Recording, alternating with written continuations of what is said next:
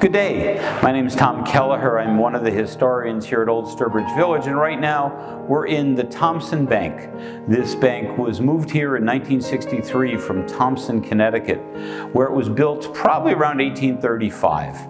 The businessmen in Thompson, Connecticut, 190 years ago realized that a bank would be very advantageous for them because a bank gave people with money a safe place to invest it by buying shares in the bank corporation, and it also gave them a place when they needed short-term working capital, a place where they could borrow money for 1, 2, 3 months to take advantage of business opportunities. And the bank loaned money in terms of its own notes, its own paper currency that were as good as the bank's reputation. The Thompson Bank flourished for a number of decades. In the 1890s, though, the town of Thompson was not the growing farm and agricultural and industrial community it had been in the early and mid-19th century. And so the business of the bank fell off. So in the early 1890s, the business relocated to a larger town, Putnam, Connecticut. And for a few years, they operated in nearby Putnam as the Thompson Bank in Putnam, Connecticut.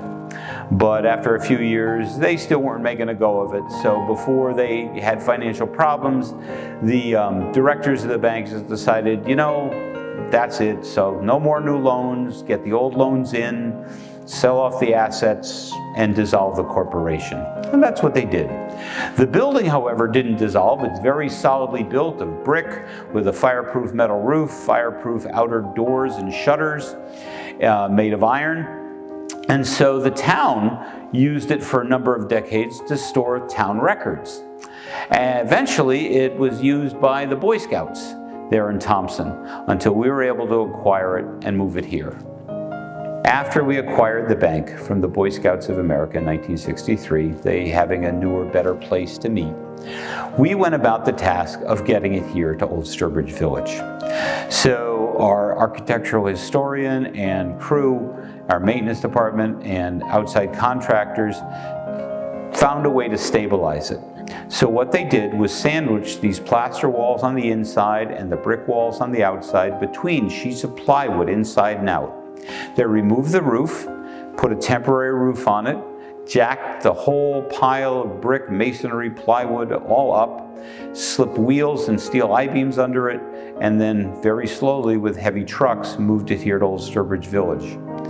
And then once it was here, went about the process of restoring it to the way it had originally looked in 1835 by putting on a new low metal roof, by adding the original block pediment in front at the roof line, by restoring the vault, the cashier's counter, this interior wall, removing the dropped ceiling that the Boy Scouts had installed, and otherwise making it look like the way it originally looked to impress people so they'd trust the paper banknotes that the bank printed and circulated as cash of the day.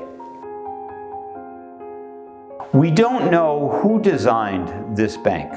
I have a strong suspicion, as did my predecessors who moved it back in the 1960s, that the person who probably designed it was an architect who was born and raised in Thompson, a man named Ithiel Town. By the 1830s, he was living in New Haven, Connecticut, and had a very successful architectural business. He made his fortune designing the kind of covered bridge that we have here at Old Sturbridge Village, called a latticework truss bridge. And he had a patent on that, sold the patents, and today, in the 21st century, more than half of the covered bridges that survive in the United States use the Ithiel Town latticework truss. So we don't know for a fact that he designed this building, but it's very likely that he was the architect who designed it.